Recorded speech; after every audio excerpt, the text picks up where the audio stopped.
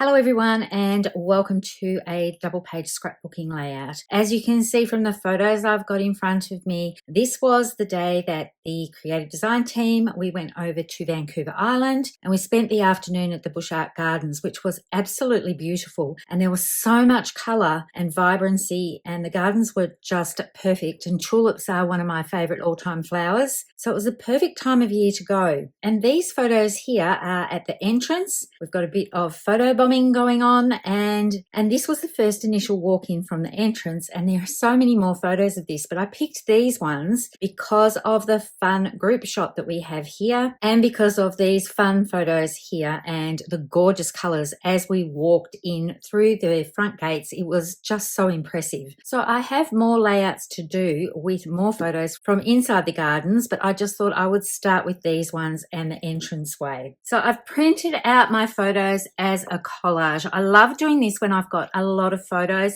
I don't have to then mat the photos individually. I can then work my papers in around this. So I worked out the design for my collage.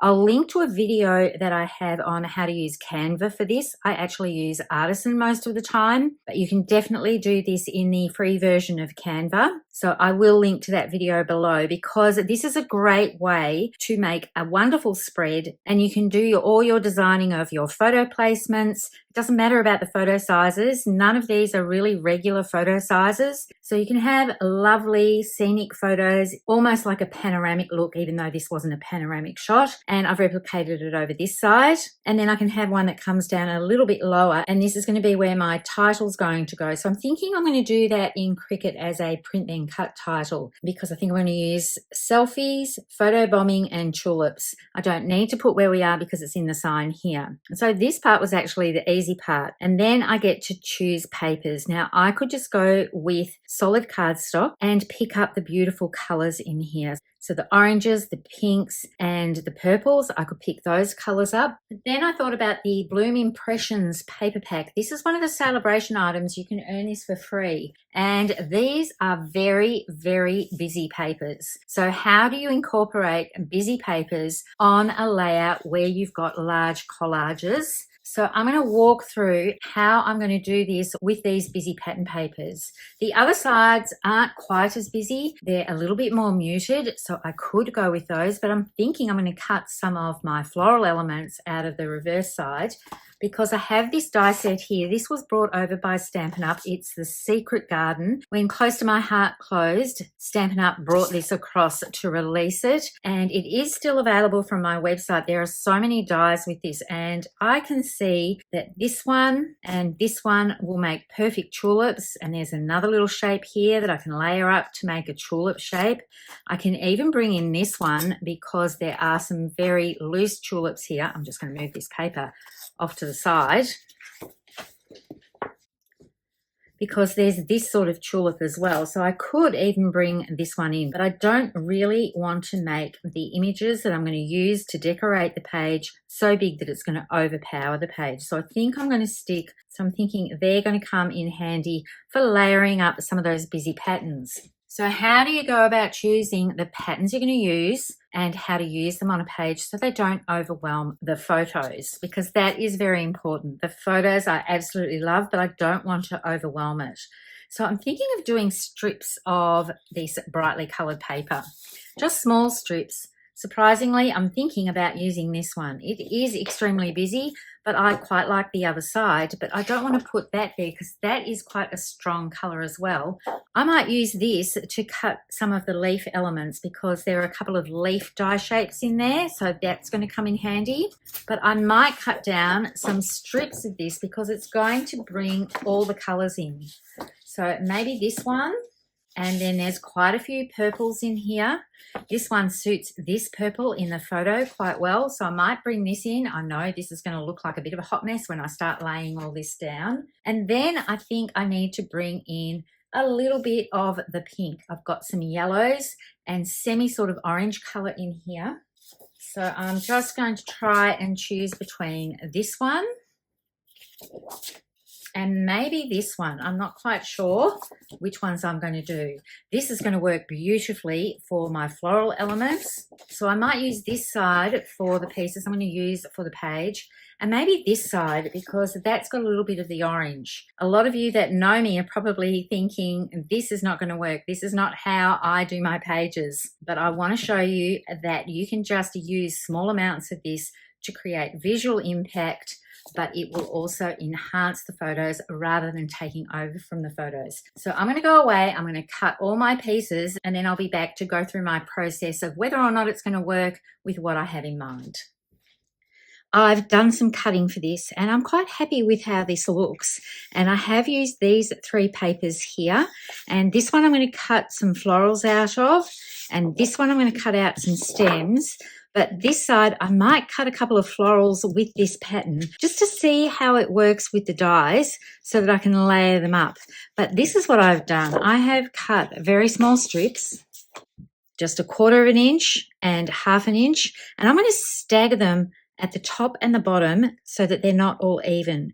Now, this one here, you might remember, this photo comes down a little bit more than the other ones. I didn't want to crop this one down anymore. I liked it with this size here. If I'd cropped it down, we would have been losing some of Chelsea's face. So I just wanted to keep that one like it is. And as I said earlier, it does provide the perfect spot for my journaling. So I'm looking at this and I'm sort of loving how it is, but then I thought I might bring in a different base color for this just to make things pop even more. I think having all the white background makes the focus go onto these colored strips. So I'm going to bring in a color to see if it works. What I do love about this, these tulips here are a very dark color, and that is brought out in this pattern paper here. So I thought I would bring in some black cardstock.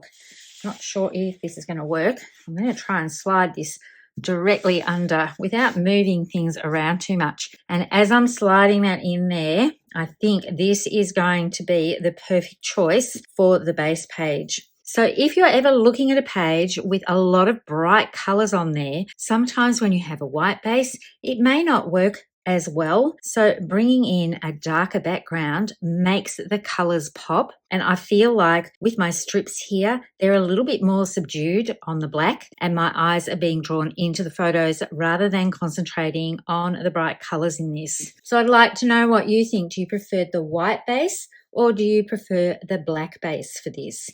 I'm just going to try and slide this one under on this side so I can get a visual. The joys of dry fitting. Nothing ever wants to sort of stay where you've put it, but it gives me an idea of how I'm going to go with this. Now, what I could do with this, just to break up the black just a little bit, and I'm just going to drag this one down a bit so that I get a very fine white border around it. And I think that will make it work really well. I did this the other day with a wedding layout that I was working on, but I think the little border of white might work quite well, but I'm going to have the black meeting in the middle. So I'm going to cut these down 11 3/4 in height, and it's going to be 11 7/8 wide, and that will give me that little bit of gap around just the 3 sides here. But I think that will work quite well. So I'm loving the direction of how this is going. So I've got a little bit of cutting and adhering to do before I start bringing in my embellishments. I'm going to hide my journaling under here. So I've got to remember when I adhere this down to adhere around here and leave a part here so I've got a spot to slip my journaling. I have my strips all adhered down, and I'm just going to bring this up closer to the camera so that you can see the detail in the paper, but because it's not a really big section, I think it doesn't overwhelm my photos. There is so much color in these photos that I didn't want to bring in big blocks of this busy pattern paper. So when you're looking at a busy pattern paper and you know that the colors will suit your photos, you don't want it to overwhelm your photos. You want your eye to still be drawn into the photos. So just doing a few little strips like this still brings in some color and vibrancy and interest, but it doesn't take over from the photos itself. So what I did when I attached these, I actually brought my pages together and I did adhere them to my Versamats here so that they were butted right up against each other, and I could bring in a strip and just adhere it straight down, and then when everything was done I could flip the double pages over and just snip in between, and then everything is pretty much lined up perfectly across the 2 pages. So then I came to the accents and the flowers, and I struggled with this a little bit. So I know that I said earlier that I was going to bring in the dies, the Secret Garden dies, and use those for my floral elements. So I cut some of them out of the pattern papers and I started layering them up and using these two colors here to start off with. And the cool thing about these dies, and I did check, they are still available in Australia. I don't know if they're available in North America, but these ones have a little slit in them like this, and you can pop the inside piece in. Now, they're not technically tulips, but when you look at a tulip, sometimes when it opens, you do get the pieces that come from the outside, unless they're fully formed like this when they're fairly new. But when they get a little bit older, you can see some of them do come out a little bit. So I thought it was close enough to a tulip shape. So what I was trying to do was layer these up like this. I even cut some out with the yellow paper and put a little pink insert on the inside, but it wasn't the right colors. So I was really struggling with this. And then I was trying to bring in the leaves and the colors were a little bit off. I did try cutting some strips to make them look more like tulips, but I still wasn't quite happy with it. So I took a photo of my layout and I asked the girls what they thought of the floral elements and whether or not I should put them on or just leave them off altogether. And Julie came up with an idea of just using cardstock or maybe making white ones. So I am putting all of these to the side here and I'm bringing in some that I cut from cardstock. And I've done a little bit of ink blending on these and I'm going to show you how I did that. But you can see how easily these pop in together. And these colors I think are perfect for these tulips here. So I've just used some remnants from Close to My Heart, but you could definitely use Pumpkin Pie and Melon Mambo to replicate this. And I've used those two inks on these floral elements here. So I'm thinking I'm just going to have a couple here and then I'm going to put one over on this side and I'm going to bring my title options in a moment. And then I cut some of the leaves. Now I've used jade, which is Close to My Heart color. So I've got a whole heap of scraps and I thought I would use those up. I don't have the full sheets of all the Stampin' Up colors yet unless I buy A4 cardstock. I can't buy all of the colors in a 12 by 12 yet. So at the moment I'm using what I have, but you could definitely use garden green or you could bring in granny apple green. There might even be a green in between these two that will work well, but I don't have all the ink colors as yet.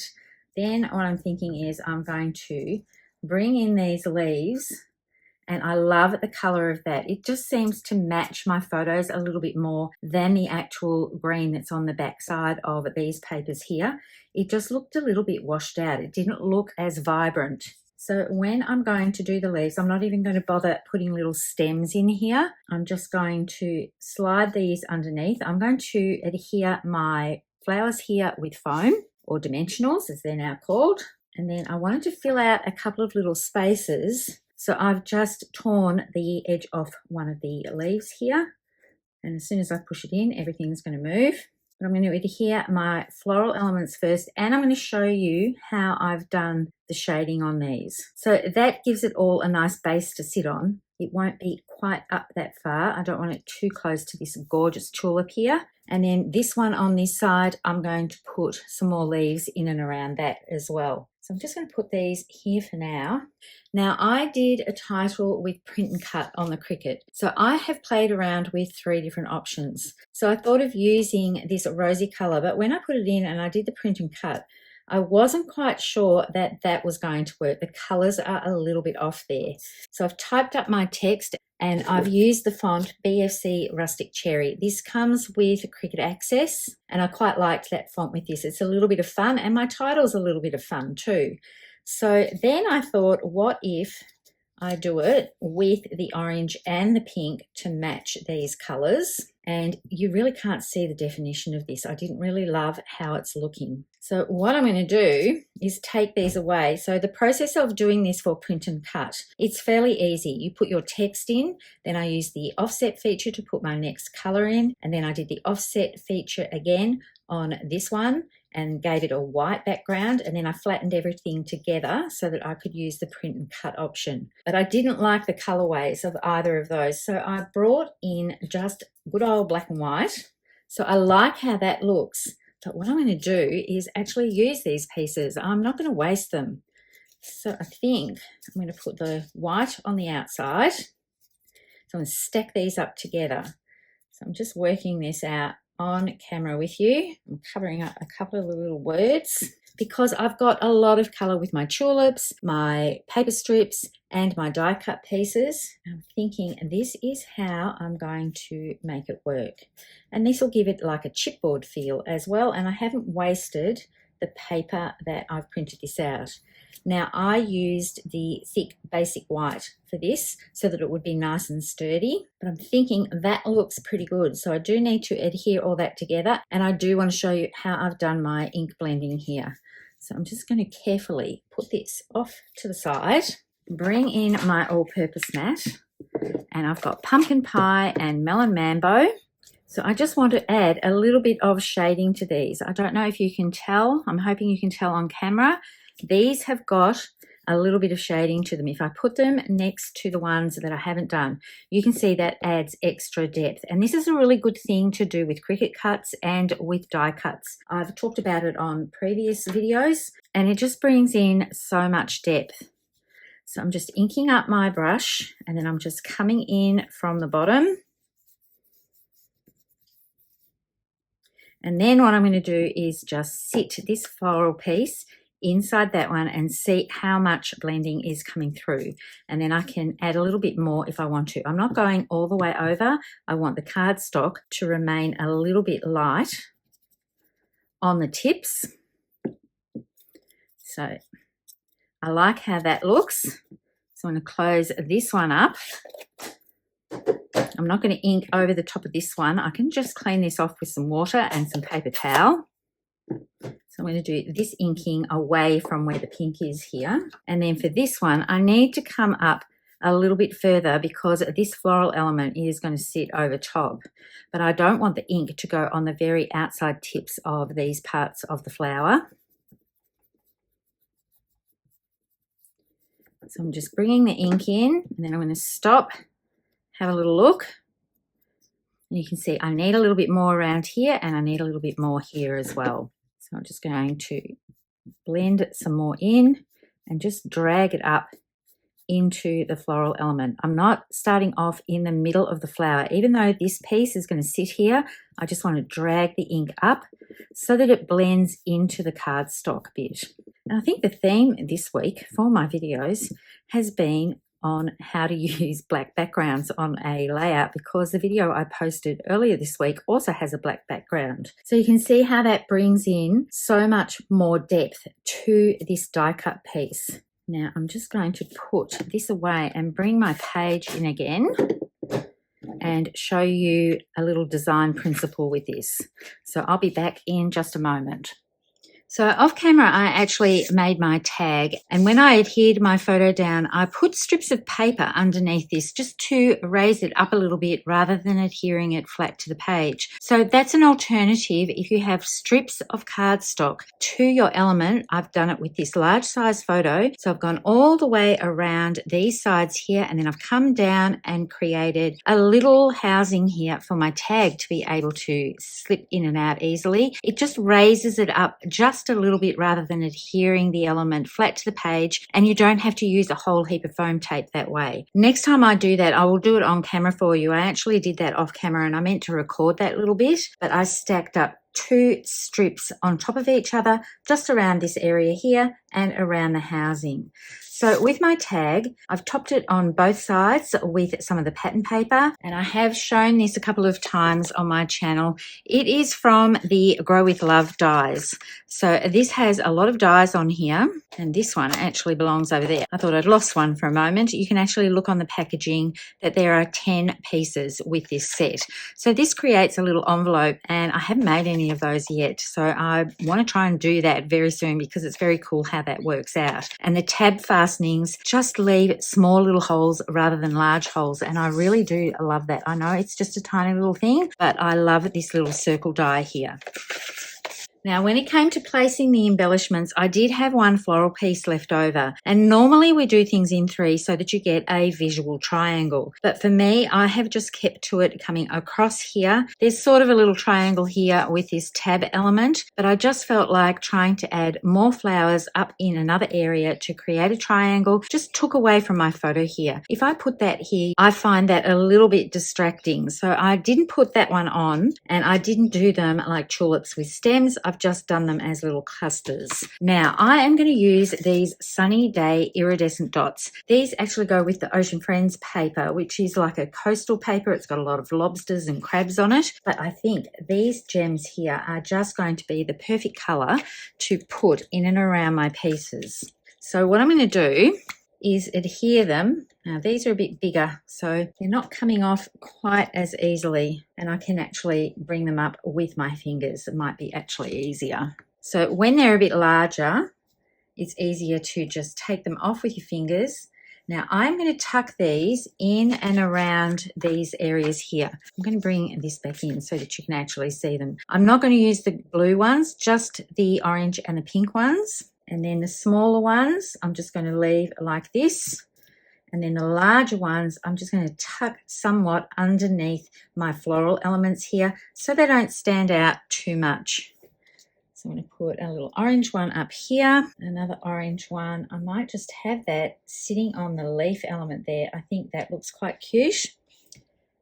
And then I'm going to put another orange one down here. So that's it, just 6 dots, but I don't want to add any more to this to make any distractions. So that's my finished page. You can see I've got my title here. I've got the 3 layers. You might be able to see a little bit of the pink shining through from behind. I actually don't mind that look. It adds a little bit of a shadow, but I much prefer this with a black and white feel than with the colors. So I haven't wasted the pieces that I have cut out. And these are up on dimensionals, and my floral elements are up on foam tape, or I have to learn to call them dimensionals now because that's what Stampin' Up have. And these 2 floral elements are up on dimensionals as well. So these photos were a fun start to a couple of hours. I don't know how long we spent here. I'll have to look at my photos. Probably at least 3 hours. We had a little bit of time before we had to catch a late ferry back over to Vancouver, and we thoroughly enjoyed wandering around here. So I am going to break all of these photos down into segments of the day. I could probably end up with a whole album just of floral elements. We took so many photos and we shared them with each other, which is so fun because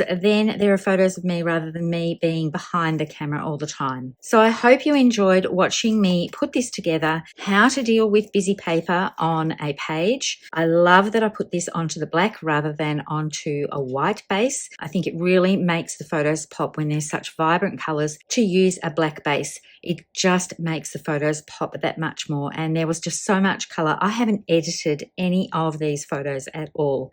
Thank you so much for tuning in. As always, happy crafting and bye for now.